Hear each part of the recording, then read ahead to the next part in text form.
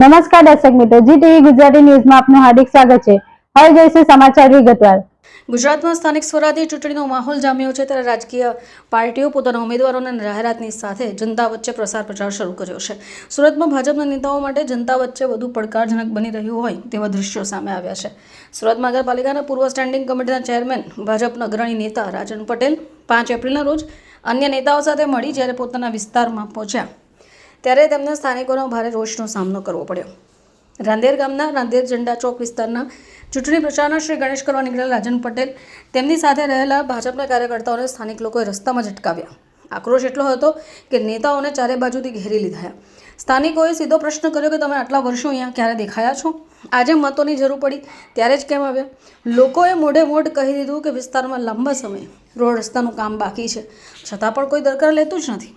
વિરોધનું સૌથી ઉગ્ર સ્વરૂપ ત્યારે જોવા મળ્યું જ્યારે સ્થાનિક રહીશના હાથમાં ગંદુ પાણીની ડોલ લઈ રાજન પટેલની સામે પહોંચ્યા। આ ડોલમાં કાળા રંગનું દુર્ગંધ મારતું પાણી છે। સ્થાનિકોના ઘરે નળોમાં આ જ પાણી આવે છે। શું પીવા લાયક છે? પીવાનું શુદ્ધ પાણી પણ તમે અમને નથી આપી શકતા ત્યારે તમે કરોડોના બજેટની વાત કરો છો। જનતાનો રોષ વધ્યો ત્યારે ભાજપના કેટલાક કાર્યકર્તાઓએ બચાવની કોશિશ પણ કરી। એક કાર્યકર્તાએ જ્યારે સ્થાનિકને કહ્યું કે આ બાબતે સત્તાવાર ફરિયાદ કેમ નથી કરતા ત્યારે લોકો ઉશ્કેરાઈ ગયા અને કહ્યું કે અમે અગણિત વખત ફરિયાદો કરી છે, કોઈ સાંભળતું નથી। આ દરમિયાન જ્યારે કોઈએ મોબાઈલ ફોનમાં ઘટનાનો વિડીયો ઉતાર્યો ત્યારે ભાજપના કાર્યકર્તાઓએ તેને અટકાવવાનો પ્રયત્ન કર્યો, જેના પર સ્થાનિક ભટકી ગયા અને કહ્યું કે અમે વિડીયો કેમ ન બનાવીએ? તમારી પોલ ખુલ્લી પડી રહી છે એટલે તમે ડરો છો।